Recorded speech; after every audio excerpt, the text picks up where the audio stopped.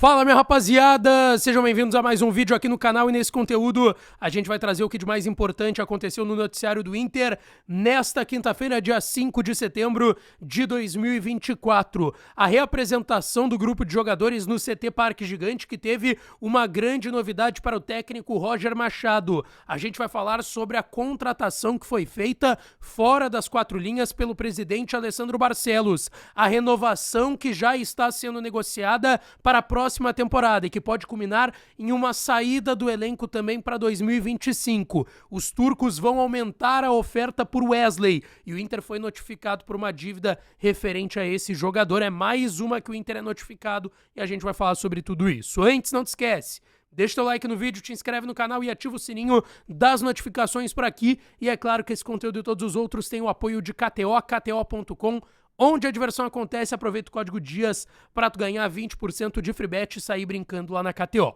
Gente, vamos lá, o Internacional se reapresentou hoje pela manhã, 10 horas, atividade que foi realizada com portões fechados no CT Parque Gigante. O Inter começa aí uma sequência, vai ser uma semana e meia de trabalhos até o jogo do dia 11, na outra quarta-feira, contra a equipe do Fortaleza, jogo atrasado do primeiro turno do Brasileirão.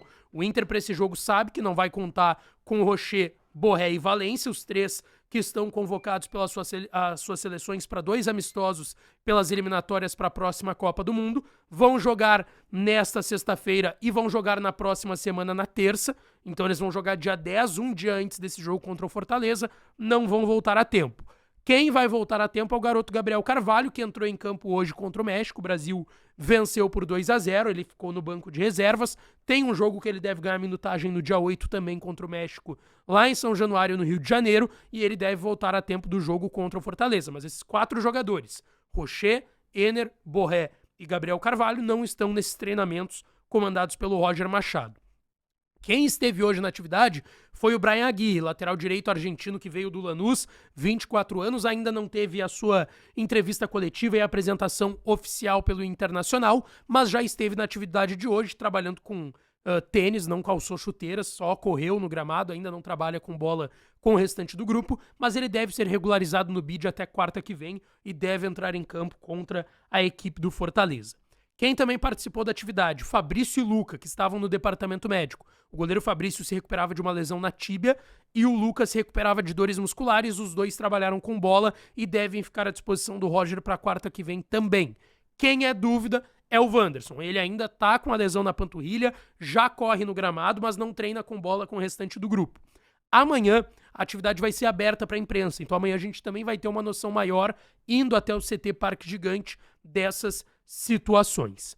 Avançando, tá? Uma informação bem importante que veio nas últimas horas. Eu vi que a Nani Quemelo, da Rádio Inferno, trouxe primeiro, e eu conversei com algumas pessoas do clube que me confirmaram.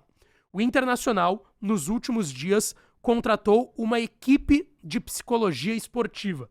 Algo que faltava no clube desde o meio do ano passado, quando o Inter perdeu, por questões pessoais do profissional, o psicólogo do grupo, antes ainda de chegar às semifinais contra o Fluminense da Libertadores. Desde então o Inter não tinha tratado com nenhum outro psicólogo para uma vinda, e o presidente Barcelos foi muito pressionado por isso depois das eliminações na Copa do Brasil contra o Juventude, contra o Rosário nos playoffs da Sul-Americana e também nas semifinais do Gauchão contra o Juventude. O Inter contratou uma equipe, não é só um psicólogo para o grupo. É uma equipe de psicólogos que já está trabalhando há pelo menos 2 semanas no CT Parque Gigante, antes no CT de Alvorada, e trabalhando com um grupo de jogadores do Internacional. Era uma promessa que o presidente Barcelos já estava fazendo há um tempo. Avançando para as questões de mercado e dentro de campo do Internacional, tá?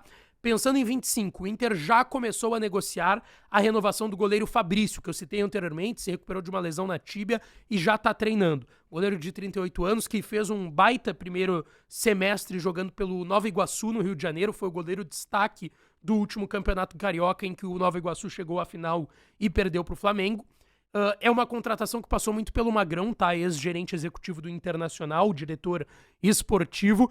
E eu ouvi da boca do Magrão, tá? Algumas semanas atrás, que antes ainda, claro, da sua saída, em Criciúma, se não me falha a memória, que ele já estava trabalhando numa renovação e que ele queria muito que o Fabrício ficasse.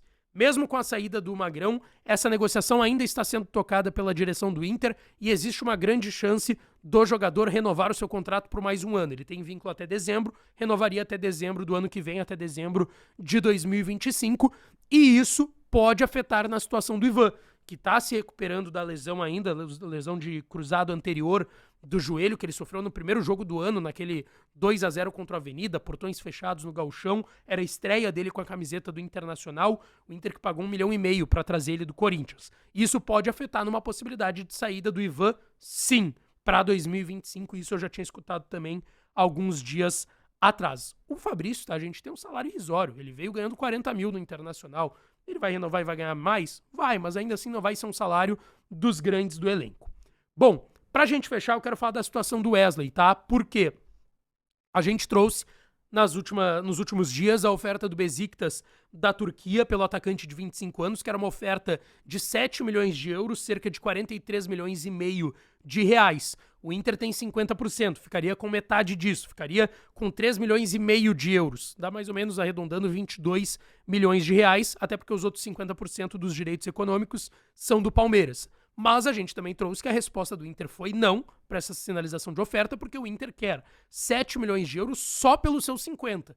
Não 7 milhões de euros por 100 para dividir meio a meio e cada um ficar com 13,5 de euros Inter e Palmeiras. E o Besiktas prometeu que deve aumentar a oferta.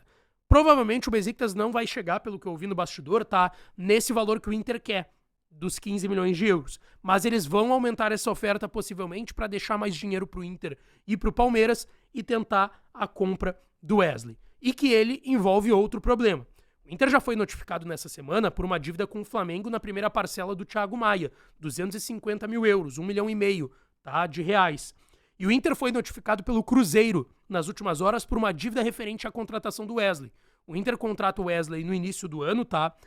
2 milhões de euros, 11 milhões de reais por 50% do atacante de 25 anos, e o Inter não pagou a primeira parcela dessa compra, que era a maior da compra inteira, que era de 2 milhões e 800 mil reais, dos 11 milhões totais desse negócio, e por conta disso o Cruzeiro notificou o Inter, assim como o Flamengo notificou nos últimos dias. Gente, só uma questão que faltou citar, tá? Tava até nas minhas anotações, mas eu não citei no momento que eu tava gravando o vídeo, deixei passar batido. O que o Cruzeiro tá notificando não é só a situação do Wesley, mas também a venda do Maurício, porque o Maurício vem do Cruzeiro pro Inter sem custos, aquela troca com o William Potker na época, e o Cruzeiro mantinha um passe, um percentual, né, de direito econômico de uma futura venda, e o Desportivo Brasil também. O Inter tinha que passar 3 milhões e meio de euros para Cruzeiro e Desportivo Brasil, sendo desses 3 milhões e meio, 2.800 para o Cruzeiro e 700 mil euros para a equipe do Desportivo Brasil. E o Inter não repassou esse valor. Então o Cruzeiro está notificando não só pela situação do Wesley, mas também por essa situação do Maurício, que eu deixei escapar ali, estava nas anotações, mas eu não citei, tá certo? Segue aí com o restante do vídeo. Tá certo? Deixa teu like no vídeo, te inscreve no canal, ativa as notificações, que eu volto para falar do Colorado. Um beijo, um abraço e até a próxima.